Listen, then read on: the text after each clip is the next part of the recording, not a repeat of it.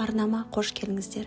Сіздермен өз каналымда ана бақытын сезіну, сәби сүю жолындағы талпыныстарыммен өз оқиғамен бөлісемін. Бедеулік сәби сүю жолында кедергі ретінде қойылған диагноз ғана емес, әйелдің ғұмырында қайын жұрт, туған туыс тарапынан көрсетілген вербалды қысым. Сол қысым салдарынан көптеген әпкелеріміз бен сіңлілеріміз депрессияға ұшырап жатыр. Өкінішке орай, кейбір жандар өзіне жанашыр таппай, бағаларын жоғалтып, отбасында бала таппаған бақытсыз деген жағымсыз сөздердің астында үндемей өмір сүруіне тура келеді. Сіздерге бірнеше жыл бойғы өзіміз деген сенім мен үміт, неге именно мен деген сұрағыма таппаған жауапты беруге тырысамын. Арнамда өз басымнан өткен оқиғалармен бөлісемін.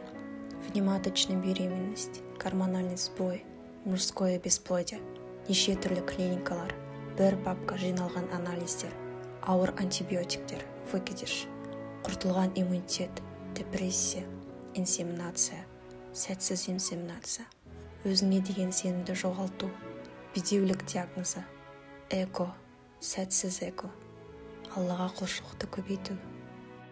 Әйел адамның 40 жаны бар демекші, бұл тұрмыс құрғаныма 5 жыл болғандағы менің сәби сүюге талпынысымдағы сәтсіздіктердің жай тізімі ғана. Егер сіз де басыңыздан осындай жағдайда кешіріп жатқан болсаңыз, сізге айтарым, тағдырласым, ең алдымен бәрі бір Алланың қолында екендігіне мойынсын. Сосын өзіңнің өмірлік жарыңның саған берген қолдауын бағала. Алла екеуің дайын болған сәтте сендердің мейірімдеріңе бөленетін салиқалы ұрпақты нәсіп ететініне сен. Мен сияқты тағдыр иелері болсаңыздар, каналыма жазылуларыңызды сұраймын.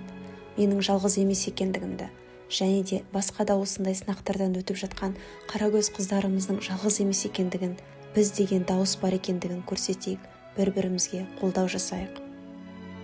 Біз де қоғамның толық мүшесіміз. Алла бізді сәби бермей уақытша сынаса да, біз де бақытты әйел образына сай екендігімізді көрсете білу керекпіз. Өзімізге деген күдіктен, сансыз сұрақтардан арылып, Алланың қалауымен болады деген үмітті бір-бірімізге осы арна арқылы жолдасақ.